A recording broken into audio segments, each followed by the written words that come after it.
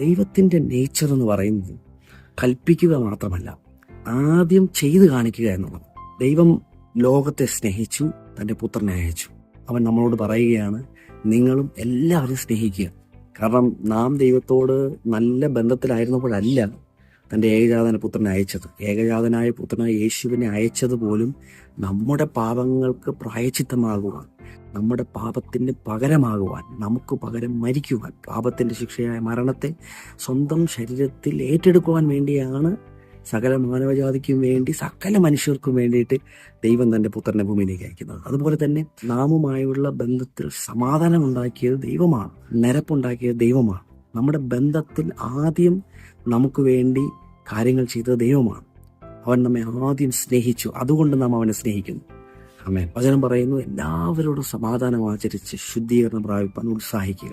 അവിടെ പറയുന്നത് ഇങ്ങനെയാണ്, അതിൻ്റെ ഇംഗ്ലീഷ് വാക്ക് പേഴ്സ്യൂ എന്നാണ്. പേഴ്സ്യൂ എന്ന് പറഞ്ഞാൽ പുറകെ പോയി സമാധാനം ഉണ്ടാക്കുക.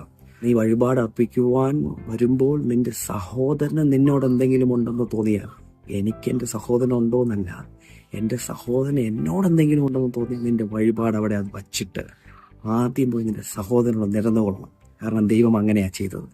നിരപ്പുണ്ടാക്കേണ്ടത് നമ്മളാണ്, സമാധാനം ഉണ്ടാക്കേണ്ടത് നമ്മളാണ്, സ്നേഹിക്കേണ്ടത് നമ്മളാണ്. നമ്മോട് ആദ്യം ചെയ്തിട്ട് നാം ചെയ്യുകയല്ല, നാം ആദ്യമേ ചെയ്യുകയാണ്. അതാണ് പുത്രന്മാരുടെ ലക്ഷണം. ബന്ധങ്ങൾക്കകത്ത് ഇടർച്ചയുണ്ടെങ്കിൽ കയ്പിൻ്റെ വേര് മുളച്ചാൽ നാം കൃപയിൽ നിന്ന് വീണുപോയി എന്ന് വചനം പറയുന്നു.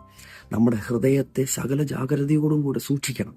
കാരണം അതിനകത്ത് ദൈവം സിംഹാസനത്തിൽ കർത്താവായി വാഴേണ്ടതാണ്. കയ്പിനോ വിഷമങ്ങൾക്കോ പകയ്ക്കോ പിണക്കത്തിനോ ഒന്നും ഹൃദയത്തിൽ സ്ഥാനം കൊടുക്കരുത്. നമുക്കെതിരെ എന്ത് ചെയ്താലും അതെല്ലാം നാം കർത്താവിൻ്റെ സന്നിധിയിൽ കൊണ്ടുപോയി അവിടെ ഡീൽ ചെയ്യേണ്ട ആവശ്യമുണ്ട്. നാം അത് ചുമക്കേണ്ടവരല്ല. കാരണം നമ്മോട് ഒന്നും തന്നെ ചുമക്കുവാൻ വചനം പറയും, നിങ്ങളുടെ സകല ചിന്താകുലങ്ങളും കർത്താവിൻ്റെ മേൽ ഇട്ടുകൊള്ളുവാനാണ് പറയുന്നത്. നമുക്ക് വേണ്ടി ചുമക്കുവാൻ ഒരു യേശുവുണ്ട്. നാം ചുമക്കേണ്ട ആവശ്യമില്ല, നാം അവന് കൊടുക്കുക. നമ്മെ സ്നേഹിക്കാത്തവരെ നമുക്ക് സ്നേഹിക്കാൻ കഴിയുന്നത് അവിടെ നാം യേശുവിനെ കൂട്ടുപിടിക്കുമ്പോഴാണ്. സ്വതവേ നമുക്കൊന്നും കഴിയുകയില്ല, സ്വതവേ നമുക്ക് ഫലം കായ്ക്കാൻ കഴിയില്ല. മുന്തിരിവള്ളിയോട് ചേർന്ന് നിൽക്കാതെ ഫലം പുറപ്പെടില്ല.